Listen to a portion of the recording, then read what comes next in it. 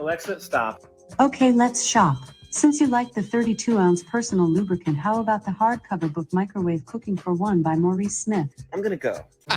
Dude, that's fucking genius. I don't know if asking how did you come up with that will will yield a good answer. And you're getting into all the secret sauce. That tip right there is like $1,000 an hour. It's rare that I meet someone that I feel like is at your level. Do you have any tips or advice on dealing with that anxiety of like the show up rate? I mean, I learned how to plan and put events together in the military. I don't really play any of the algorithm games. The videos are amazing. Can you share your screen and show us some of your best ones?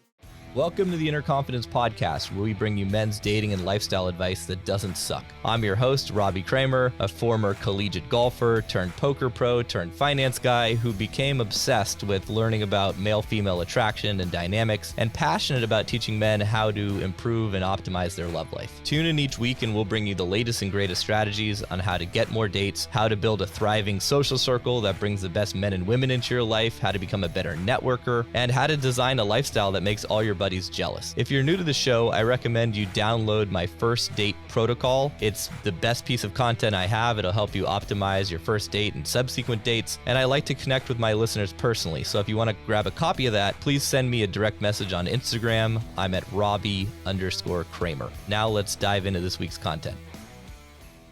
What up, guys? Welcome back to the show. I'm pumped for today's episode because we've got an absolute legend with us. I'm really glad he agreed to come on the podcast, and that's Mike, also known as Real Daddy on Instagram, and that's REEL Daddy, which we just discussed offline for a minute before we had met. I thought it was like REAL Daddy, which would be a much different connotation. So anyways, I'm really excited to talk to Mike because he is an expert on throwing parties. He's big in the Austin nightlife scene. And also he's just a genius content creator. His reels are amazing. I've learned so much from him. And we're going to be diving in today on how to create awesome Instagram content, also how to throw parties. And trust me, you don't want to miss this one. So let's dive in. Welcome to the show, man. Thanks, Robbie. Appreciate the intro. Excited to chat with you. We always have interesting conversations, so I'm pretty pumped to see what kind of rabbit holes we go down. Totally. Happy to be here. Yeah, man. So tell us, how did you become the Real Daddy on Instagram? I think the journey starts in 2016 when I left the Army and moved to Austin, Texas.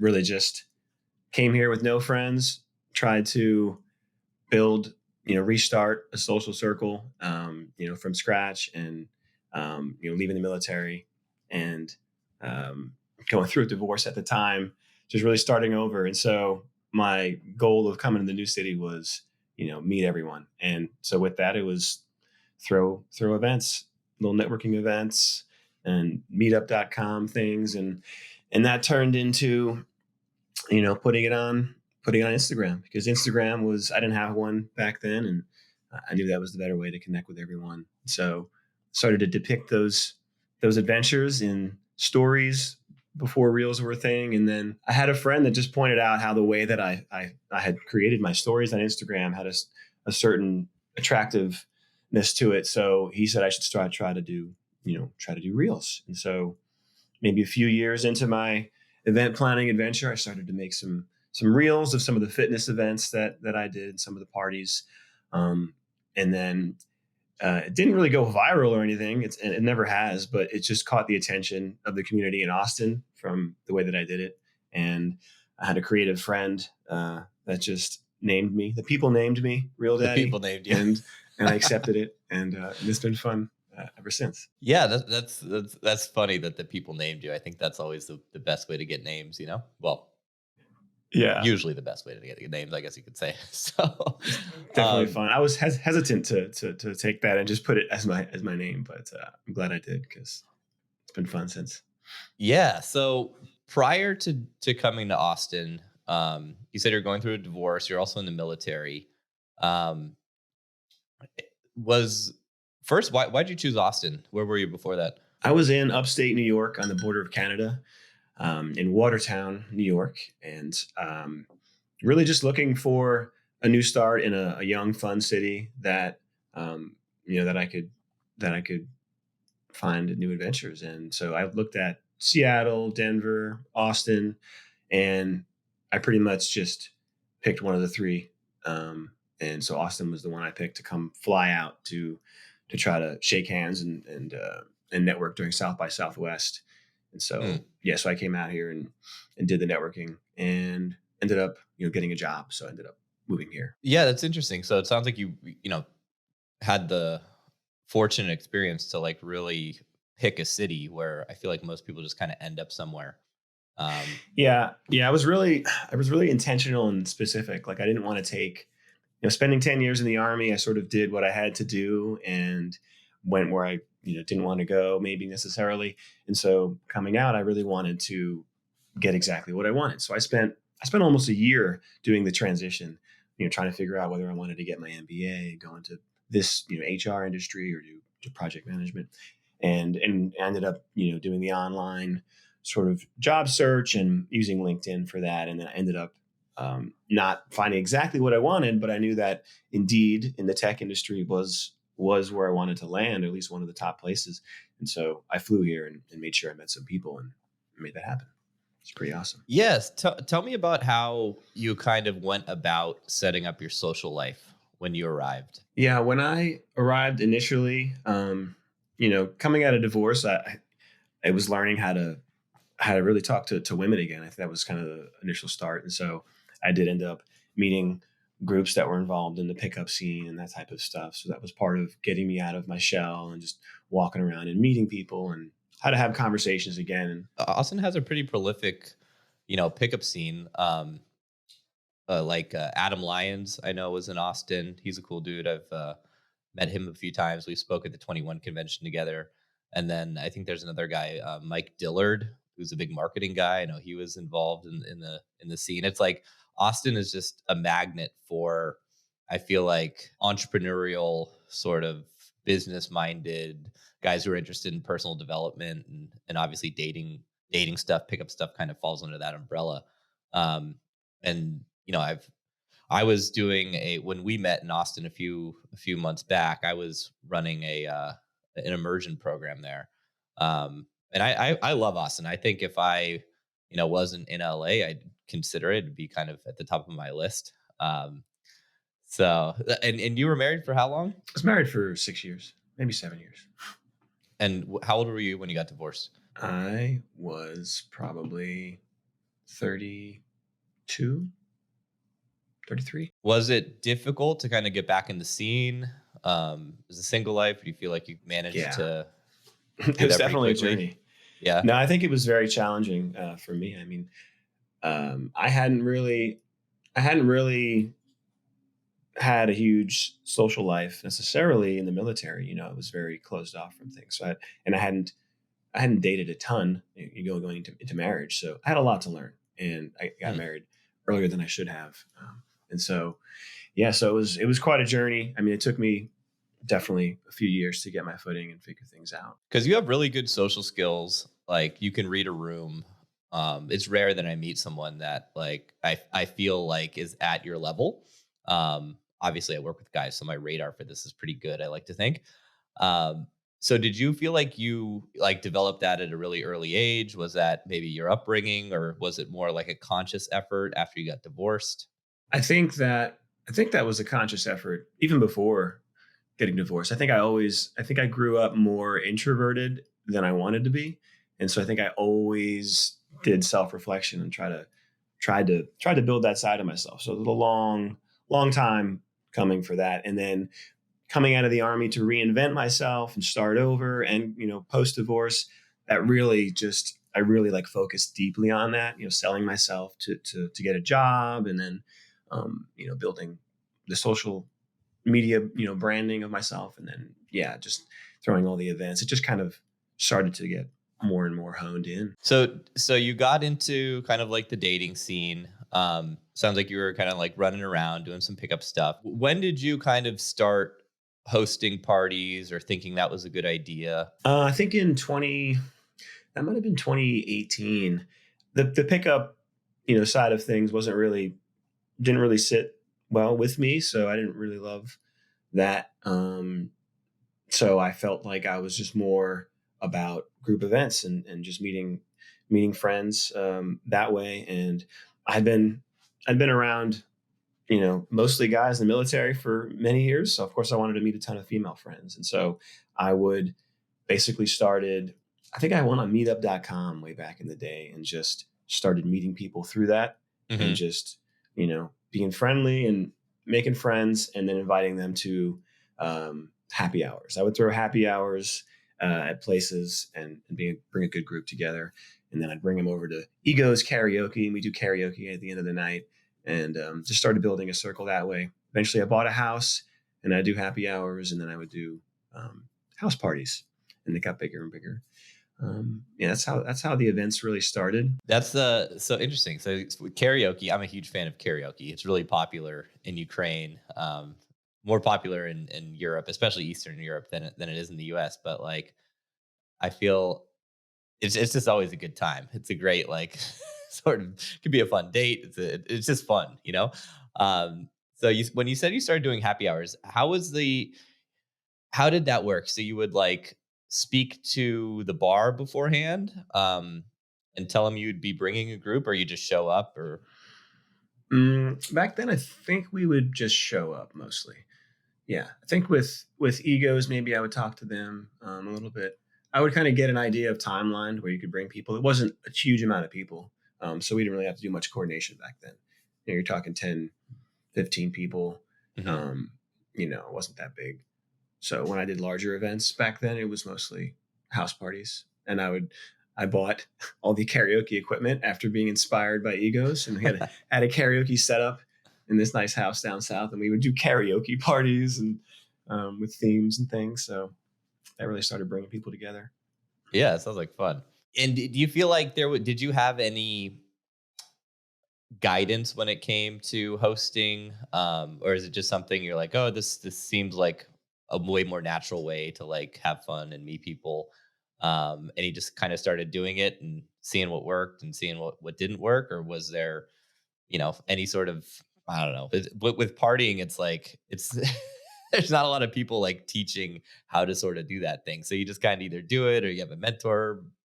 Not like an actual mentor, but like you see someone else doing it. So what was that process like for you? Yeah, I think it was a combination of just, I mean, I learned how to plan and put events together in the military, and Mm. so that those skill set came in handy. And then I did stumble upon the social circle blueprint and those types of things, so models for how you would throw events. I read through all that stuff. That definitely Hmm. helped. Um, and then I just reading books on those types of things. I also had yeah, I had friends actually that were close friends of mine that had thrown really good events before I even thought about throwing things. They threw like 150-person barge parties where they bring in people from Houston and organize this big event. So I definitely aspired to be like that. So I watched kind of the stuff that they had done and just absorbed that and put my own little spin on it. Did you find that it was easier to find women or men for events? Easier to find women or men, or easier to get them to attend the event? Get them to attend, I guess. Yeah, I mean, all the guys would come to the event for sure. So yeah, I think it was definitely harder for women to attend an event. Just they had more opportunities, but equally as hard to find quality people that were socially calibrated on both ends, male and female, to come to an event. So in the beginning, it was inviting a little bit more people from both sides, and then just seeing kind of reading the room and seeing who's going to get an invite back. Yeah, that's kind of been the feedback I've gotten about Meetup over the years. I used to run Meetup events, but they weren't really parties. They were more like intro seminars, for my business.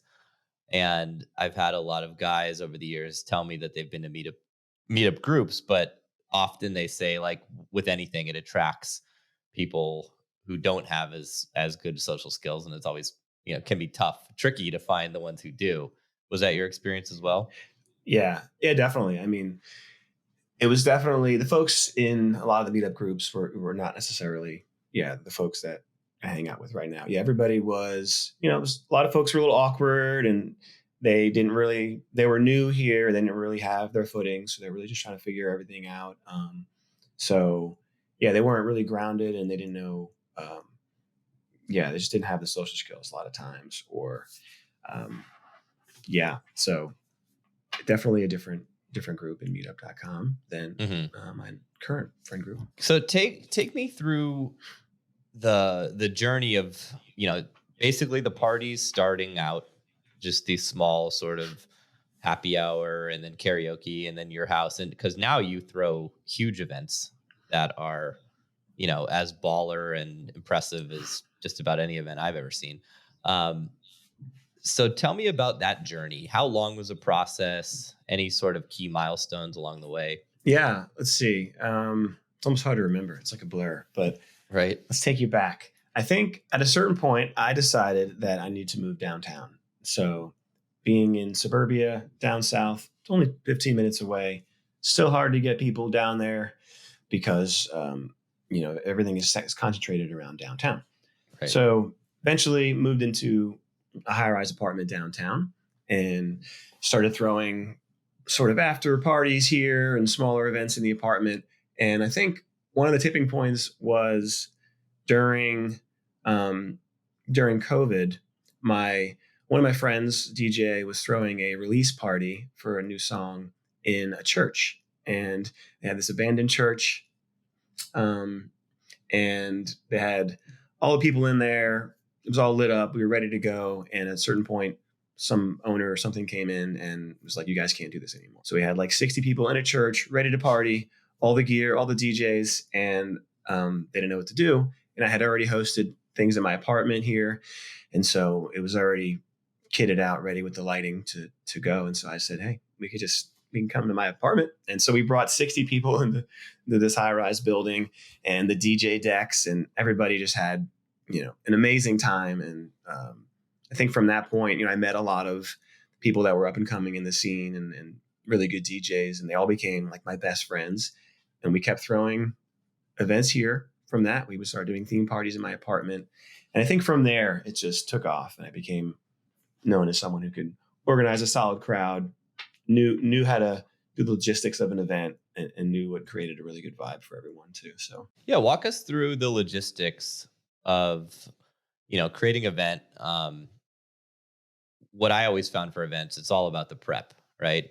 Which is kind of true for anything, but having having the key components of a party, on lock is obviously the difference between something that people come back to versus not. So, is there any sort of process that you follow? How like regimented are you about that? yeah, I become more and more OCD about all the details of events. But I mean, the process changes a little bit each time, but it depends on the scale of everything, right? Is this 1,000-person warehouse party where we're selling tickets, or is this 20 people in the apartment? But I don't know. I like a lot of times we start creatively. Like what is the theme behind this? What is the idea? What is the name? It's just something to draw people in to differentiate you from the event next door. So kind of the idea behind it to get everyone excited is where I start a lot of times. From there, it's the venue, the location. That's huge. Like, where are we doing this? And then it's sort of the invite. Then right now it's the people that matter the most. That crowd creates the energy. It's pretty much everything. And then I go into more the details around, the sound is super important to me. The sound and the music. So it's the DJs, it's the equipment. Um, yeah, understanding all that's pretty big. I mean, you can have all the right people in the right place and have like terrible sound system, and people just aren't really having a good time. So that's kind of the main stuff there. I think lighting is always big to me, like knowing how to light up a room and from where. And then for all my events, I like to have something just like over the top. If it's a little bit of a bigger event, there's what's the production? Is there like dancers? Do we have some beach balls being tossed around the room? Whatever it is to add that excitement to everyone. Yeah, I like that. That extra little thing is always like the unexpected stuff that like people talk about, and I think that's good for content as well. What do you feel like people get wrong about hosting events? I mean, I think that a lot of times people go more for, maybe they go for profit over vibe, or they just push it out to the masses. And so it's kind of a crapshoot on who's going to turn up. And so I think with that, a lot of times your crowds can change unless you have a really dialed in network. It could be you just push it on your story and put it on when, what, where, whatever the local popular social media pages, and you end up getting, I don't know, 70-80% guys maybe this time, or it could just change the crowd. So I think that people aren't really as selective with their events, and so because of that, for me, when I read a room, the energy might be a little off.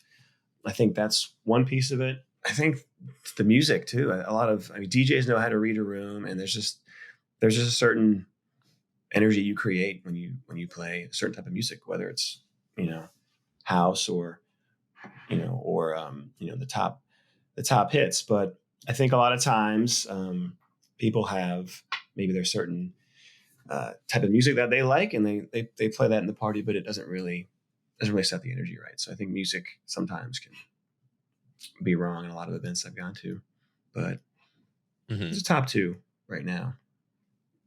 Yeah, one thing I always tried to make sure I didn't fuck up was the right size venue, because I feel like people typically make the mistake of getting a place that's too big, and then you have the feeling of it being empty, which is obviously a bad vibe, versus a place that's a little too small.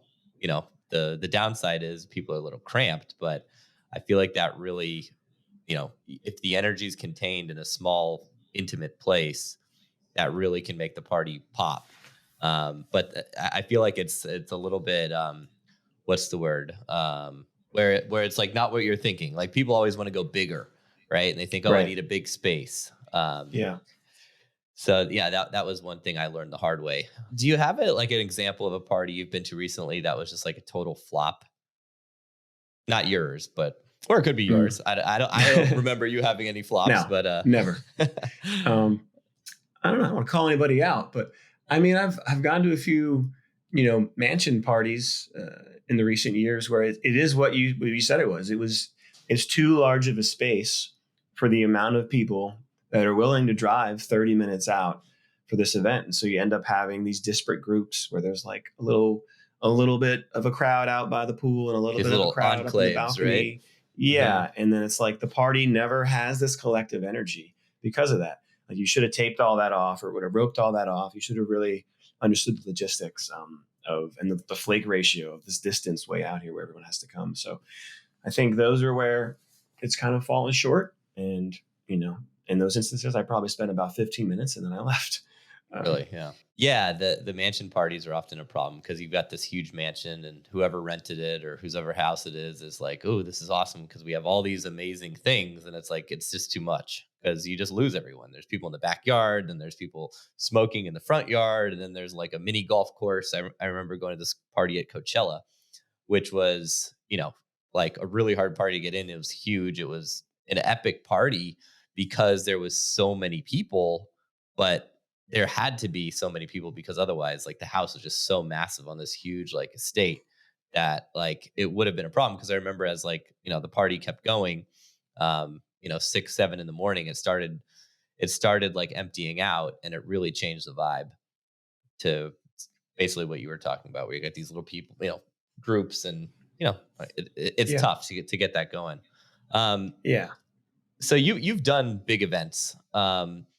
What's been, and that's always a risk, I guess, because you're like, you got to get to space, and then you're worried about people showing up.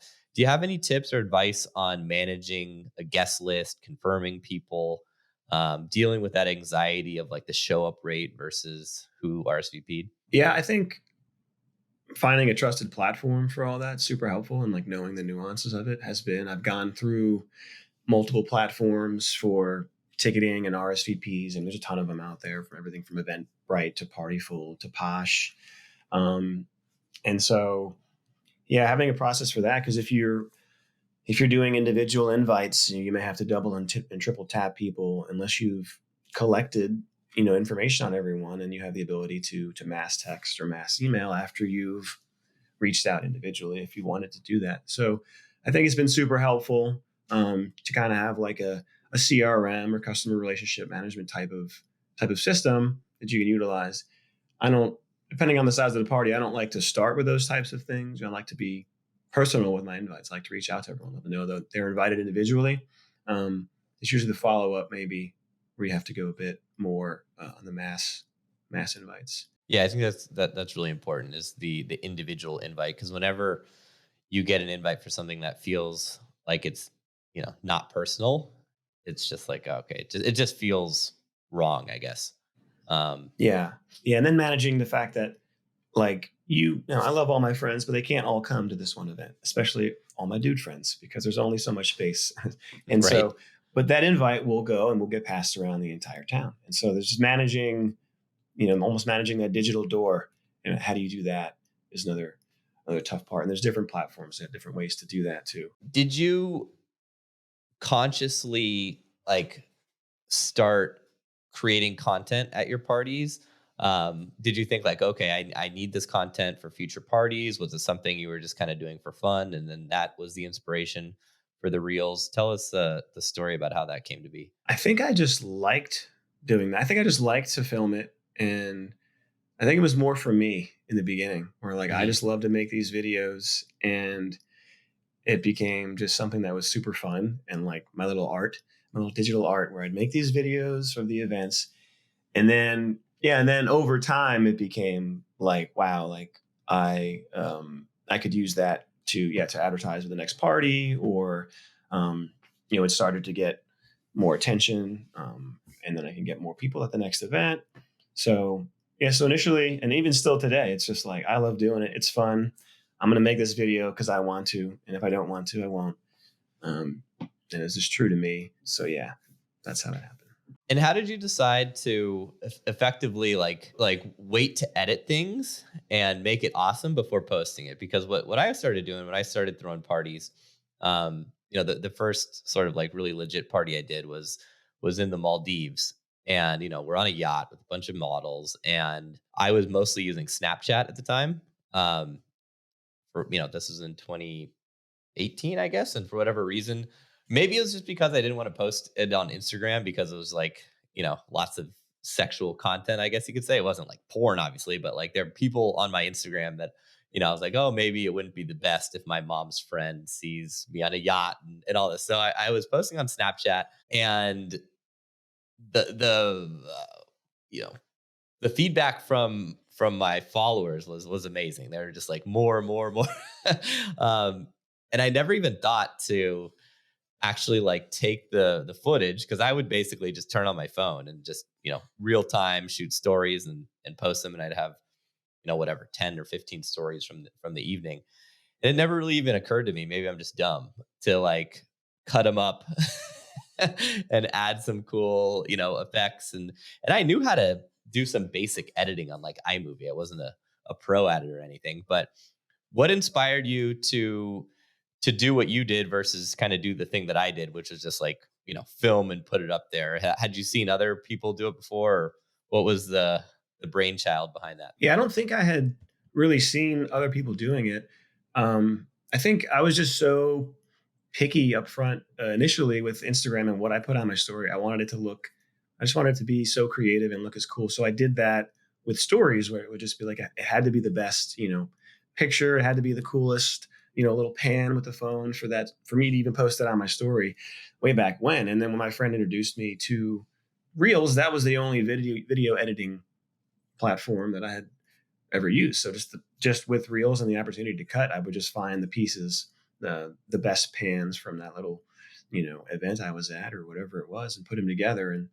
And then it just became, I had an eye for it apparently. And so I didn't want to do much of, just a organic, here we are, and you can see what I could see. I wanted to get the best 1 second clip and do that over and over, and put that in front of everyone so they could really see um, the best side of everything. And so, yeah, that just kind of naturally came together. And as far as doing it, I would always hold out. I wouldn't post in the moment too much. And I didn't need that much, time, I could, after the party or whatever, a few couple hours at night and a couple hours in the morning, you could wake up the next day and see an amazing recap of everything. Because it was just fun to do. So I would do it Wow, quick. so you can bang it out that quick, huh? Yeah, people would like leave the after party and like see my video and be like, seriously? I mean, the videos are amazing. Can you share your screen and show us some of your best ones? All right, so let's see. Tell us about how you curate content for your main feed, and how does that differ from your reels? Do you post your reels on your main feed? Do you keep that separate? How often are you posting? Just like kind of give us a deep dive under the hood, because your Instagram's dope. Well, I really don't put much thought into the grid outside of, when I have a cover photo for a reel, I make sure that it's as tight as it can be and fits everything and is a little edited. But I put, all my reels I put on my grid. Okay. So yeah, and I don't have a rhyme or reason for how much I post, how often I post, when is it a reel, when is it a carousel. I don't really play any of the algorithm games or try to make this look a certain way. Other than, at least it's a decent photo up front that I'm excited about. So yeah, I mean, like, this was the best fun little shot from the last party, so that became the cover photo, and so that's where that is. And yeah, I'll keep posting reels whenever there's, I did 2 in the weekend for this last weekend because I threw this amazing event here, this pool party. That video came out phenomenally, and then the very next day I posted another reel of the party for the Friday night. That was amazing too. So how often are you posting reels, would you say, on average? Obviously, it's going to depend on the party season, but Yeah. how often are you attending parties, throwing parties, and posting reels? Well, I feel like, there's a party every weekend, maybe every other weekend, I feel like. But I won't post a reel unless it's my event or it's an amazing, opportunity, and I have to film it and post it, or someone maybe, hired me to do so. But yeah, so there's not really a cadence, it's maybe there's twice a month. I have to take a look. I used to do comedy reels too. So every once in a while I'll throw one out there, but it's been a minute. Yeah, I like some of those comedy ones that you've done.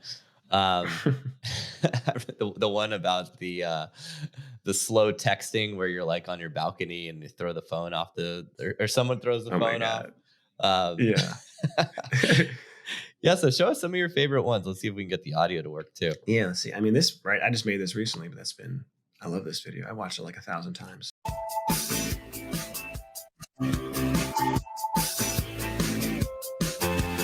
Show us a couple more. Like, it's not all just parties, right? I also took, well, there are parties in this, but like a trip to Miami, this was.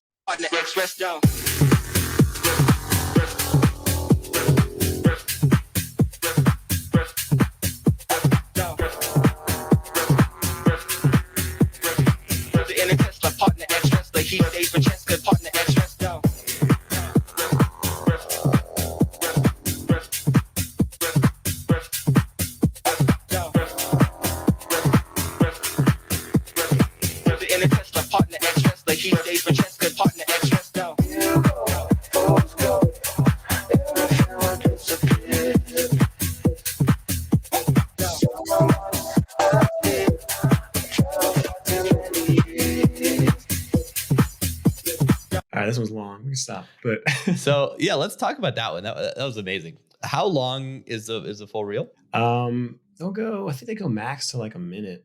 So okay. I'll usually they're like 30 seconds to a minute long. How many different like clips do you typically kind of cut up from? Like, how much content are you filming?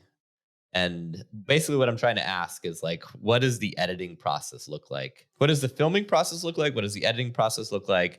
And like, what are the steps to kind of put it all together? I think for the filming process, I mean,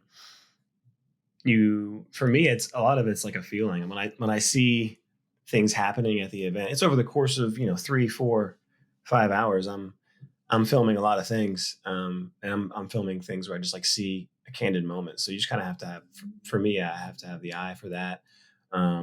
a lot of it I'm generating too, because I'm a part of the party, and I'm like getting people to, to be more hype and to have a little more fun. So that's a whole process. And then I have a ton of footage from that event, and I will go through, each shot and find the best, the best cut. And it could be 50 cuts from 50 different shots that I splice into there.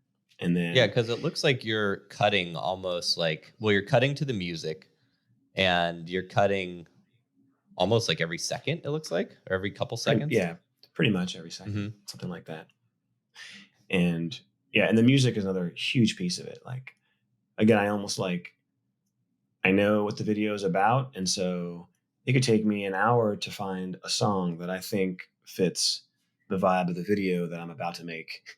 And then I will make it to the music, and I will set that song, and then I will make it as the music is playing. I can watch it build out.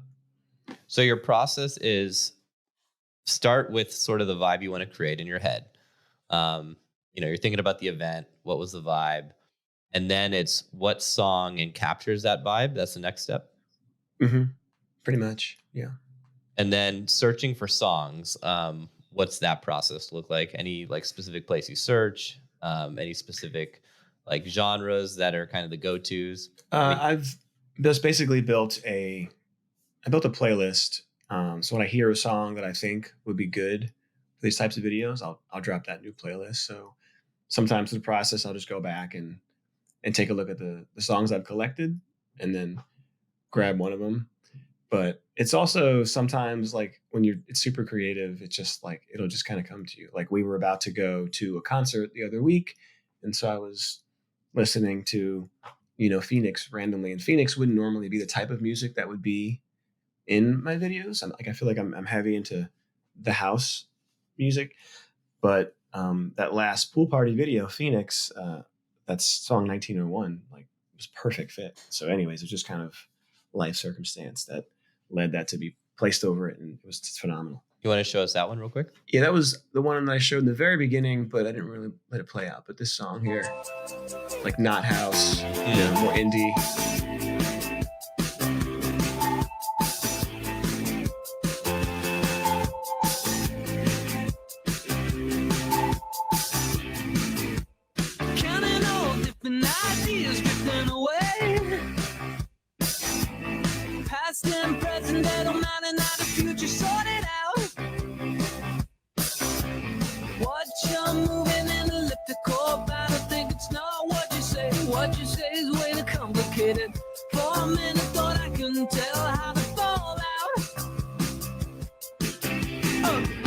This would be a great you could easily turn that into an advertisement for that beer or hard seltzer, whatever you guys were drinking. Well, yeah, that's kind of what I did. I mean, they sponsored the event, so they did. Okay. So I made sure to get Big Hat and Canteen in there. It was all free, so I tagged them, and they loved it. Nice. Yeah, that was it was cool, because it was like, I was like, is he trying to show that, or is he not? And those are kind of the best ads, right? I know. It's science to it. It's genius, man. So after you picked the music, then you had that footage. I noticed a lot of your filming style is you're moving the camera around, which I found interesting, because when I first started filming at my parties, there'd be music going. I'd be dancing, and I'd just be like, it was more fun to film while moving the camera around, because I was moving, I was dancing. And then people would like yell at me that like, it's annoying because you're moving the camera, blah, blah, blah. And then I always, that kind of, I don't know, I just felt like stupid that I would do that. But then I just always did it. Like, I couldn't stop myself from doing it. But then I noticed it seems like the camera is always moving for yours. Like, I don't see a whole lot of shots where it's just still, but yours looks good, where mine looks like, not, well, I don't know. People told me it looks shitty, but maybe they're just haters. So, yeah, what's going on with that? Is that intentional? Or are you just kind of moving the music? And you're getting into all the secret sauce, but yeah, no, it's definitely intentional. I mean, if you look at, professional videos, the transitions that they have are always a lot of times a pan of some sort. It's a zoom in, it's a zoom out, it's a left pan, it's a right pan. And so I'm not using any of those, Adobe Premieres and softwares that do all those wild transitions, though you could do some of that in Instagram. I'm basically finding adventurous and creative ways to pan with the iPhone while keeping it as stable as possible. And so, half the time I'm doing it like really intentional, and other times I am just dancing around to music, but trying to, and it just kind of swings into a great, half-second cut. So it's a combination of a lot of pans and intentional pans, and then finding the best one when you review the footage later on. That tip right there is like $1,000 an hour. Good stuff. You're getting the good stuff here, guys. Mm-hmm. So have you ever thought about using like a steady cam, or it's just too I've much done work? You mean like the gimbals, basically? Yeah. Mm-hmm. Yeah. So when I used to film fitness content, I would always have a gimbal. So like when you're running, when you really need that stabilization, the gimbal was it was clutch. So I've used that for like running the track and filming fitness events. Definitely helpful. But when you're out in the party environment, it's like doesn't look that great. So not caring. What about drone shots? I've noticed you include those in your videos. I'm guessing you're not also flying the drone at the parties. No, maybe you I are. I don't own a drone or know how to fly one, but whenever I can do an event and have a drone person there, I love to grab a couple cuts of that. I feel like I could see the impact on the algorithm too. When I started the videos with the drone shot, it looks so professional. It really pulls everybody in, and then you're getting double the views just from a half-second intro with a drone. And it's easy to grab that footage. If they didn't film vertically, or if they didn't film portrait in the drone, you have to scale in to drop that in. But works out fine. Yeah, I bought a drone back in like 2018. Still have it. Only crashed one of them. And I would fly a drone at all my parties. I mean, my parties were a lot longer, so I had plenty of time. But nice. I love it. I love flying the drone. People always come over and they're like, "Oh, like show me what you're doing," and then editing that in. Like when I watch your reels now, I'm always like, "Oh, I could have done so much more." Because like I had all the pieces, but I just didn't really put it together, or I always felt overwhelmed to kind of do it. And I never realized you could edit so effectively within the app. Because you do everything in Instagram, is that right? Yeah, for the most part. Every once in a while, I'll use CapCut if I want to, but Instagram's been everything that I need, outside of the fact that it can't really handle the intense editing and it will crash. Really? So when you have like 50 cuts on a reel, you have to be very mindful about like saving it as you go, the draft, and to your video, to your phone photo album.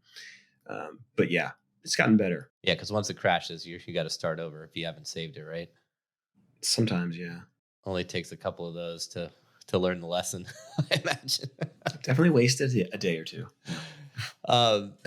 So you got the music, you splice in the edits. How long does that process typically take for a minute long video? 2-3 hours to just sitting on it for a day, thinking about it. And so it could be something I think about for a day, but I think sitting down to cut everything up, is like it could be an hour and a half to 3 hours or more. It just depends on. But you're having fun. I could go forever. Yeah, I'm right? having fun, and I could continue to find things wrong with it to make it perfect. So right. It just depends on how much I care. That was my next question is how sort of like how much of a perfectionist are you, and do you feel like that slows you down, or you got a pretty good control on like being overly critical about it? Yeah, I don't think it slows me down. I think it's a fine balance now. Not so much the perfectionism with the video now. It's just art. I'm like, what would be more beautiful? What looks more amazing? And then, okay, that's amazing enough. I think that's really cool. So yeah, it doesn't slow me down. What about anything else as far as like what goes into the video production? Not that I want to reveal. No, just kidding. You got to buy the video upsell for that we haven't come out with, but that will be ebook on the way. Right.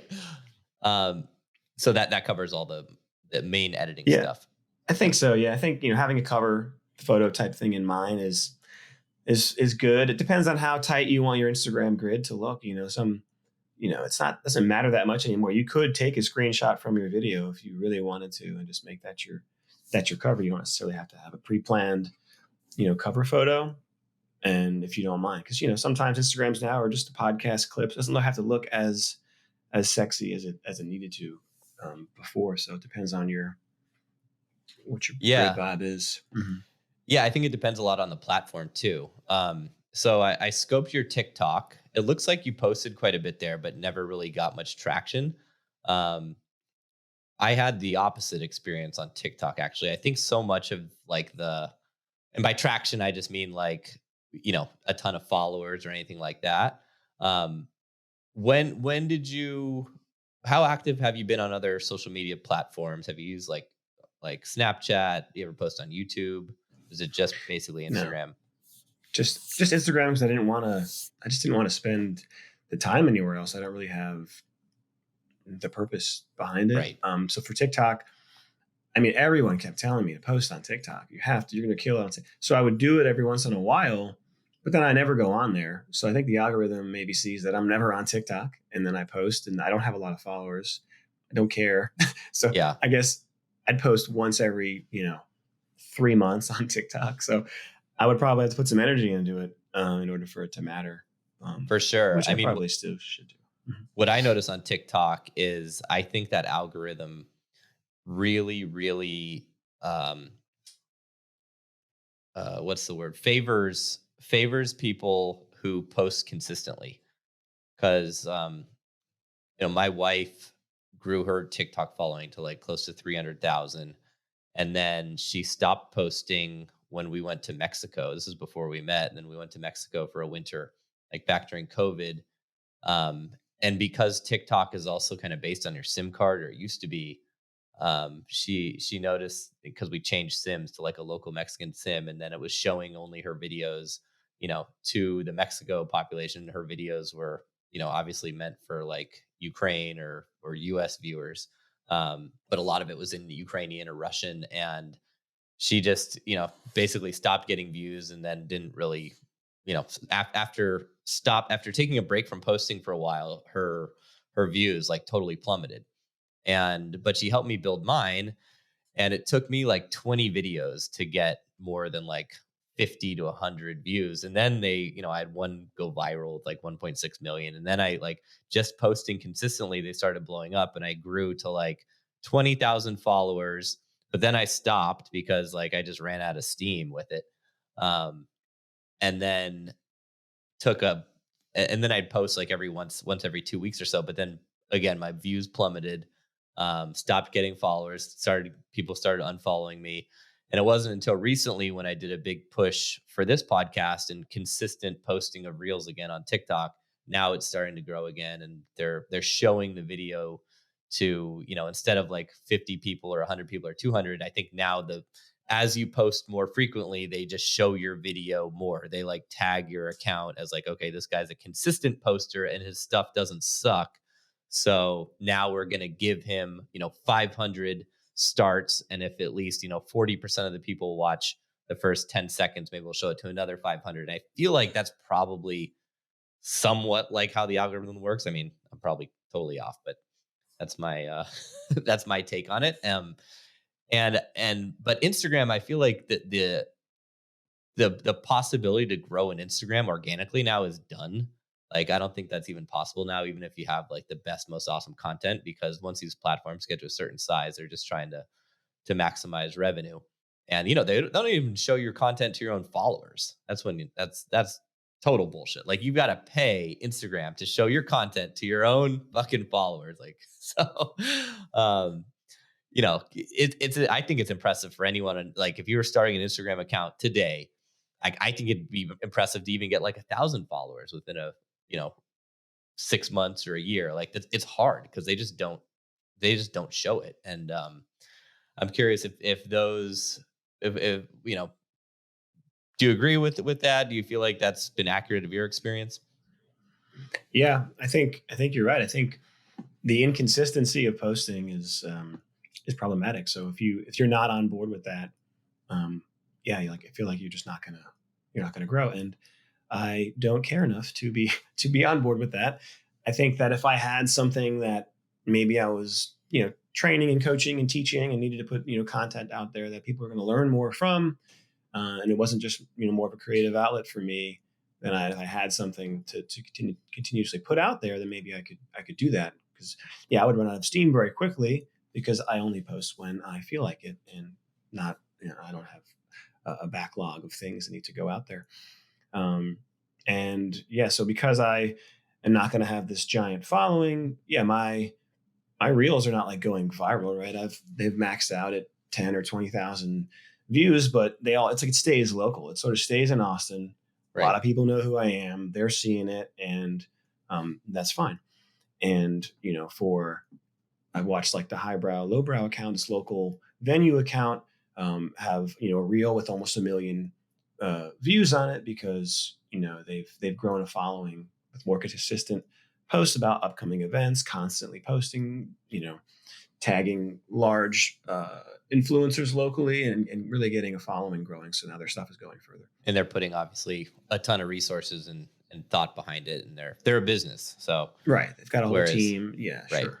You're just doing it for fun, but I mean that's impressive even to get 10 or 20,000 views on a reel. It's like that's not easy. I've only had maybe 1 or 2 or 3 or something on Instagram ever hit that mark. I feel like with TikTok, it's a little bit easier with the algorithm, but then again, it could have just been my consistency on TikTok. Cause I was basically posting like talking head dating videos on TikTok, which I don't, I hadn't been posting on Instagram because my Instagram was more of just like friends and, my normal life outside of my like dating coaching and podcast. It wasn't until recently where I started pushing that stuff more, but I only keep that content on my reel section. My like normal grid is just, me.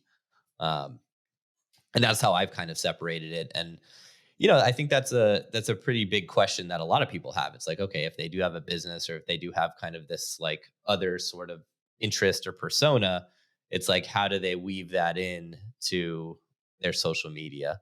Because it's like, you might not want to present that as, you kind of have to choose a lot of the time. Like, do I want to push this as a business or do I want this to be like, about me? So, I mean, it doesn't sound like you've obviously had that problem because it's just been about you. But have you encountered that from other people? Do you have any advice for someone who might be dealing with that? Yeah, it's a tough one. I mean, I thought about that a lot as far as, with throwing events and trying to maybe think about monetizing that more, and developing a separate Instagram, was a thought. And so I did develop a separate Instagram, with my business partner, Amir, and we developed, have Rumor True for events. However, that's sort of I feel like kind of a placeholder where it's not going to be somewhere where you post consistently on that. So I don't know if I have any advice. I think it's very nuanced to your situation. I think that, my current Instagram is the brand of me and all the fun things that are going on. And so it's kind of my personal brand and Real Daddy. And it's a blend, and it works fine that way. I could put everything from me sipping coffee in the morning on there to the next 1,000-person, warehouse event. It can all be on there and it's fine. But if you have a very, niche business, then it's going to be challenging. You might have to just only do that. Right. Yeah. I forgot that you did have, literally that with Rumor True. So, I think that page looks great, by the way. Love the content you guys have been putting out there. You want to show us one of the comedy reels that you made? Yeah, sure. Yeah, I fucking love these. These are great. I want to hear about the process too after we watch it. It would be this one.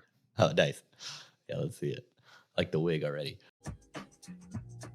Alexa, play Californication. Reading notifications. Your order of hemorrhoidal suppositories has shipped. No, that's not. By the way, your subscription to Imodium A.D. anti-diarrhea medication is out of stock. Subscription? Okay, Alexa, stop. Okay, let's shop. Since you like the 32-ounce personal lubricant, how about the hardcover book Microwave Cooking for One by Maurice Smith? No, they don't even sell that. This is weird. I'm gonna go. Alexa, what the hell? I'm happy to hear how I can improve. Would you like to hang out sometime? That's fun. So good. Dude, Oh, that's God. fucking genius. Dude, I know. That's so funny. Oh, incredible. How did you, I mean, I don't know. I don't know if asking how did you come up with that will will yield a good answer. But yeah, anything you could tell us? I don't even know. I think Alexa was suggesting random things, and it just popped into my head where I was like, what if you suggested some awkward shit while I was on a date? That's basically, I was like, ooh, I'm going to make that. So good. I love how you have like the, the you in the wig and I've really enjoyed watching that sort of genre of video where it's like the same guy, but obviously talking to each other with like a slightly different thing. Oh, yeah. Oh, yeah. I got another idea cooking up. I just got to make it. So incoming. Nice. Can't wait. I hadn't seen that one. That's Oh, yeah. amazing. Yeah. Oh, yeah. That's a good one. I don't think I have. And you saw this one. I don't think I have any other. Oh no, go ahead. Let's see that one.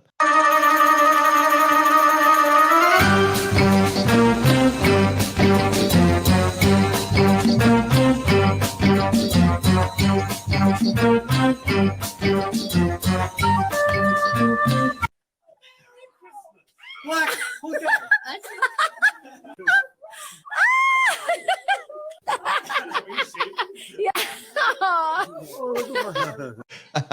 Oh man, the people loved it. That was fun. Love it. That's great. Those are your parents, I guess.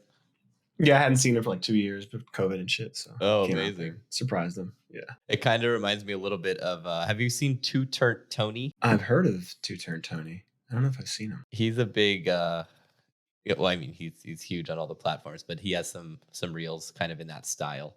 Where it's like, yeah, basically like that. He's great, really funny shit. I gotta check him out. Yeah, I haven't seen him. How long do the comedy ones take you? Because obviously, you're writing a script. There's a storyboard for that. Are those a lot more intensive than the party shots, party reels? I think that the creation of it is probably the same amount of time. I mean, even less. I mean, those shots, it's like less filming, less really. Cutting, right? Less cutting for sure. I think the creative process of thinking through what it's going to be is the harder part. Like I've been sitting on a notes doc of like all these ideas for like 6 months that I haven't put into anything. So I'm like, is that even funny? But yeah, it doesn't take that much longer to do that. Probably even less time than like when you're actually sitting down cutting it up. Gotcha. So what have you noticed? Like what's come from all of this? Opportunities have come from all of this. So different brands have reached out, whether it's an alcohol brand or, event planners or venues. So sort of anything involved in the social scene or, different people trying to market, their brands have reached out. And so in some cases that's led to fun little adventures where I've made videos for food delivery companies and, made some money for that. And it's led to amazing opportunities socially to be able to be at events and, take footage or just to be there. So that's been the biggest thing. I think just opportunities where I can try out different things. And so, coming up next weekend, there's a brand that reached out. They'd like me to go make a video for the opening game at UT football.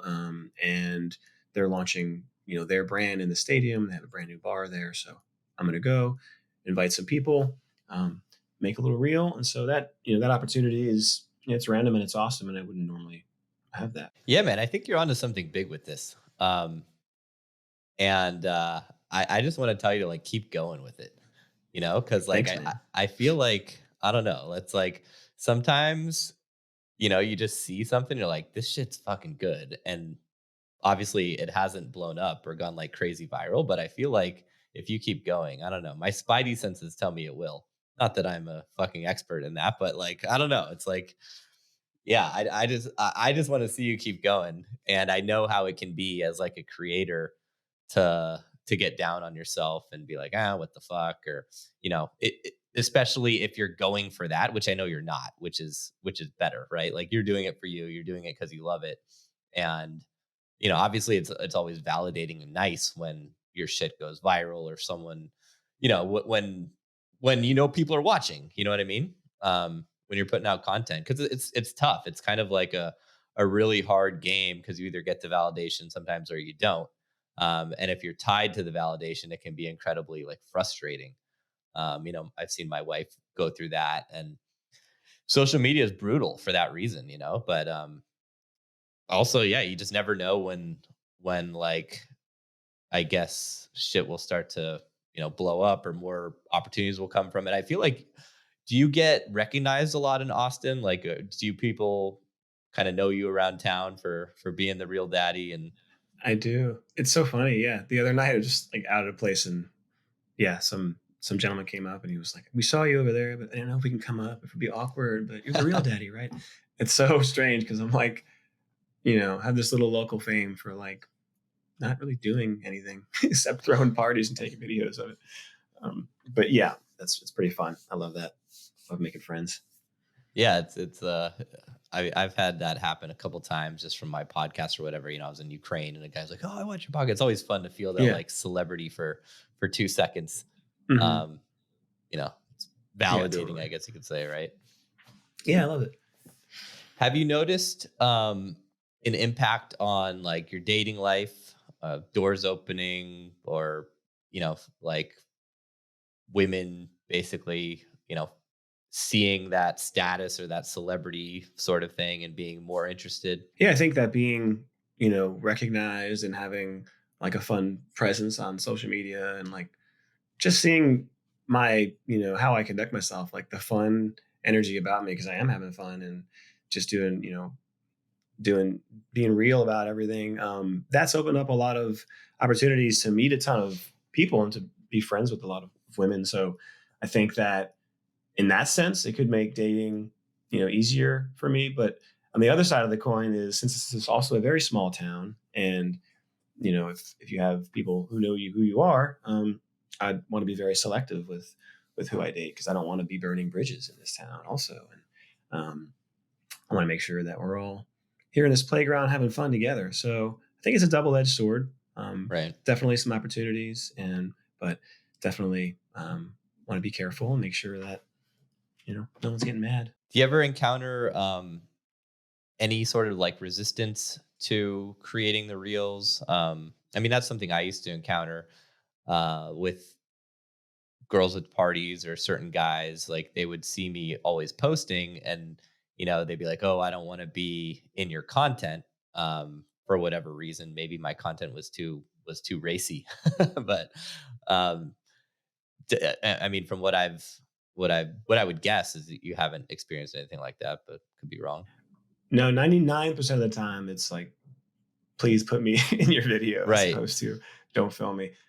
Yeah, so I've only seen like that once or twice with folks that might have, business ventures and things connected to social media where they don't want to be seen in certain environments. But Hmm. other than that, most people want to jump in front of the camera and dance For sure, around, right? have fun. Yeah. Yeah, there's something magical about being the photographer or being the videographer. Like, people see a camera and they wanna go crazy. It's the beauty of that. That's a big piece of it too, like sometimes a lot of content creators or videographers or photographers, if they don't, engage with that audience, they don't have the social skills to do that, you can kind of tell, you can see it in their content. And so it's like that's a big piece of it. I feel like is I'm blending the fact that I'm having so much fun with everyone, um, even more fun than before I was filming. Where now we're having so much more fun because we're all jumping around the pool splashing for this shot. Like it's just it shows through in the video, so you can see the difference sometimes with that. Yeah. And how often are people like reaching out to you to make content for them or host parties, or do you feel like those things kind of go hand in hand? Like, will someone hire you to run and organize the party plus film the content, or is it typically like one or the other? It's typically one or the other. Yeah, I think people reach out, maybe 2 or 3 times a month, 4 times a month for something related to either one. And now I'm seeing more often, even today, just more companies reaching out wanting to collaborate um, on the video side. And so, so companies wanting to collaborate on videos has been more often recently, but previously it's been more on the event side. People wanting to come together to throw events. Um, but I'm a little more particular on that. I guess I'm also particular on the video stuff because I don't want to go, necessarily go film a pumpkin patch or something. I want to film something that's going to be fun for me if I'm going to spend the weekend there. So So here's a question for you: If a guy's watching this and he's trying to improve his dating life, would you recommend someone kind of go like real daddy light? Like obviously he might not have the motivation to put in the amount of work that you do. But he still wants some of the benefits for his social status, for dating, for networking and meeting people. Do you think it's possible to do what you do on just less and still get some of the impacts? I think, yeah, I mean, Instagram is a great way to to network, right, and to make friends and to build a social circle to do with whatever whatever you want, your business or if it's dating or whatever.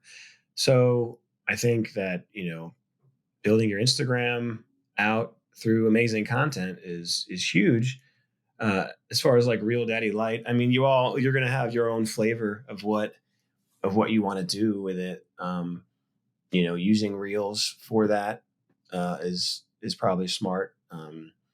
And I think that TikTok, right? If you can capitalize on that, like I don't have any expertise there, but I think different platforms would be a smart way to do it. But I think it comes back to Instagram being a great way to sort of uh, have the ability to reach out to a lot of your friends to do different events. I mean, I think that that's a great platform for that. So it doing it in real life and meeting people and then you know increasing your followers that way has been the best for having like a closer social network to people that you actually know that you can bring together. Um, and that sort of snowballs. And the content is great because what happens in real life and then is amazing, but no one's going to see it unless they were there. And so you have to put that on Instagram. And then Instagram is also very fake, so you could just show the best sides of everything that you've ever done, and that's why would you not do that? And so it's going to really amplify and magnetize people to you. Um, so yeah, that's my spiel on that. I don't know how if you're not really skilled with the video editing and all that, I guess you could outsource those types of things to make your content better. Um, but you just have to play with it and see what's fun for you. Yeah, I mean, if it's available on the platform, and I've screwed around with it a little bit. The user tools are friendly. Like I feel like the learning curve isn't too difficult for kind of the how-to stuff. It's more about the adding the right vibe, like creating the artistic side of it, the right music, the right editing, the right cuts, and just like showing the presentation, you know, how you see fit, I guess would be the real sort of creative skill. Yeah, it's like all those things too, where I've been doing these videos for years, right? And so many of them, and so now you come to a point where okay, everyone is now doing little party recaps on Instagram Reels and doing similar things. You start to see it happening everywhere. So now it might be at a point where everyone wants to do that, and so it's no longer as captivating. And Mhm. so there comes a time where you have to adapt and change. And so I don't know, maybe at the end of a curve where it doesn't really matter as much for someone to start up whatever Real Daddy Light or a version of what I'm doing if they wanted to. You got to figure it out for Yeah. yourself. Yeah, you never know where the trends will go. It's interesting. Yeah. Mhm. So yeah, what's next for you and Real Daddy? Well, I think, yeah, I think that I'm going to continue having fun with my videos. And I think just focus on, I love doing my curated events. So I think continuing to do what I've done with the rumor true and having events that are elevated, curated, and have a charity element. So I think just having closer connections and purpose behind more of my events is where I want to go. There'll still be some giant ragers in the future as well.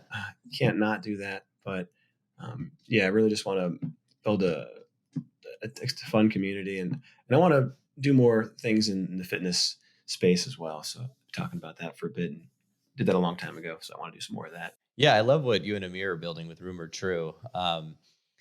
And I love how it has all those different aspects to it. You know, you've got the charity part, obviously the parties.